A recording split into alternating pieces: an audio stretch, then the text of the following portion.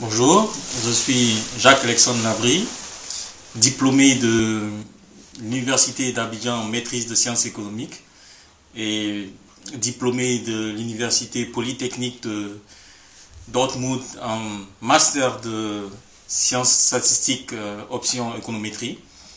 Je suis en ce moment analyste à la Sparkasse Resting Risiko GmbH à Berlin, en Allemagne. Traduit, il s'agit en fait en quelque sorte de la caisse d'épargne d'Allemagne qui gère environ 50 millions de clients en Allemagne. Et nous sommes chargés là-bas de faire l'analyse du rating. Aujourd'hui, je souhaiterais en fait vous présenter le thème sur la microfinance et le rôle du rating en microfinance. Et pour commencer, je vais plutôt vous présenter la situation globale macroéconomique en Côte d'Ivoire en relation avec le secteur informel. Et ensuite, vous présenter le cas spécial d'une microfinance en Côte d'Ivoire nommée AEI, African Emergence Investment. Et en troisième plan, vous présenter le rating, en particulier le scoring, et quel rôle ça peut jouer dans l'amélioration de l'activité microfinancière en Côte d'Ivoire. Et enfin, je vous parlerai des perspectives de tout cela, en résumé. Donc, pour commencer, en fait, sur la situation macroéconomique en Côte d'Ivoire, en rapport avec le secteur informel, on pourrait dire que le secteur informel a une très grande part au niveau de l'activité économique en Côte d'Ivoire. Secteur informel, par secteur informel, on définit en fait les petits vendeurs, les vendeuses au marché, etc., etc. Ce qu'on constate, c'est que ces gens-là vendent des produits, ils gagnent des bénéfices, malheureusement, ils gardent cet argent à la maison, ce qu'on appelle en économie thésaurisé.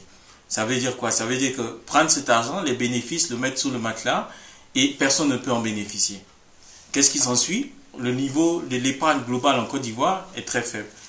Quand on parle d'épargne, on parle aussi d'investissement parce que c'est avec ce qu'on a épargné qu'on peut prêter à des gens pour investir. Donc on a un problème de crédit global en Côte d'Ivoire. Comment on peut le résoudre?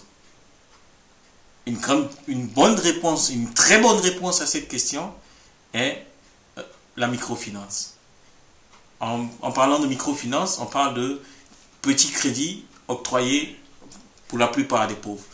Et c'est un business qui est organisé par des instituts microfinanciers.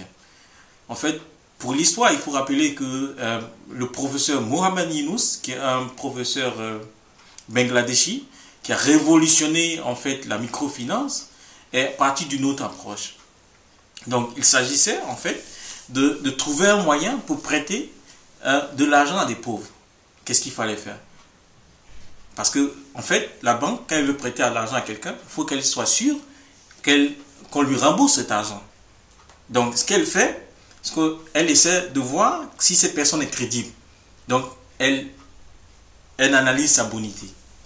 Mais au niveau de la microfinance, on a affaire à des pauvres. On a affaire à des gens qui ne peuvent pas prouver qu'ils sont crédibles.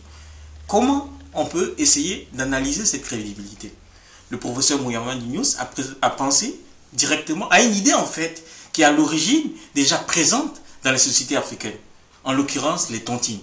Donc, directement est venue l'idée de dire, bon, plutôt que de vous prêter individuellement, on vous prête en groupe. Mais théoriquement, ce qui se passe derrière, ça veut dire qu'on transfère le risque de la banque vers les individus qui empruntent cet argent en groupe. Ça veut dire quoi? Ça veut dire que d'ordinaire, ce serait à la banque de mettre la pression sur l'individu qui a demandé le crédit pour qu'il rembourse ce crédit. Mais au niveau de la microfinance, puisque c'est un crédit de groupe avec responsabilité de groupe, il revient aux membres du groupe qui a emprunté l'argent de rembourser l'argent chaque mois ou chaque semaine ensemble. Et donc, partant de ce fait, il a réussi à monter un système qui permet quand même à la banque de prêter de l'argent aux pauvres. Et pour faire le lien avec le secteur informel en Côte d'Ivoire, on peut dire que au niveau du secteur informel en Côte d'Ivoire, beaucoup de gens n'ont pas accès à la banque. Ils n'ont pas de carte de crédit, ils n'ont pas de carte de débit, etc. etc. Qu'est-ce que AEI fait à ce niveau? AEI, comme je disais, c'est African Emergence Investment. AEI propose différents produits. Différents produits organisés de manière graduelle. Elle a le crédit de groupe, le microcrédit de groupe, le microcrédit individuel, le micro